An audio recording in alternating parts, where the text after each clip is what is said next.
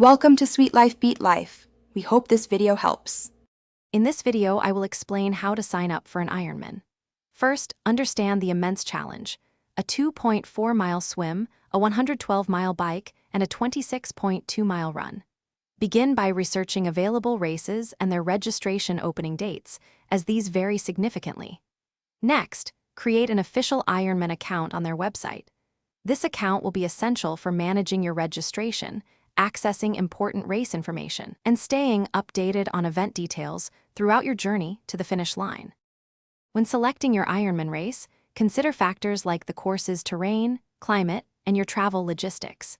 Be mindful of the different registration tiers, such as early bird or general entry, which can impact the fee. Popular events often sell out incredibly fast, sometimes within mere minutes of opening, so be prepared to register promptly. Having a few backup race options is a smart strategy in case your first choice fills up before you can secure a spot. Before registration day, ensure you meet the minimum age requirement, which is typically 18 years old on race day. Gather all necessary personal information, including emergency contacts and your preferred payment method, to expedite the process.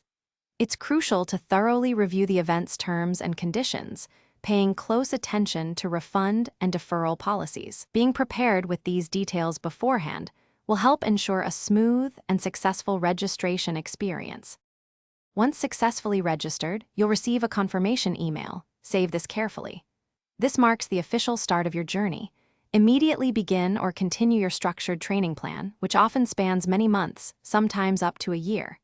As the race approaches, familiarize yourself with the specific athlete guide and rules, which will provide crucial details about race day logistics, course maps, and mandatory equipment.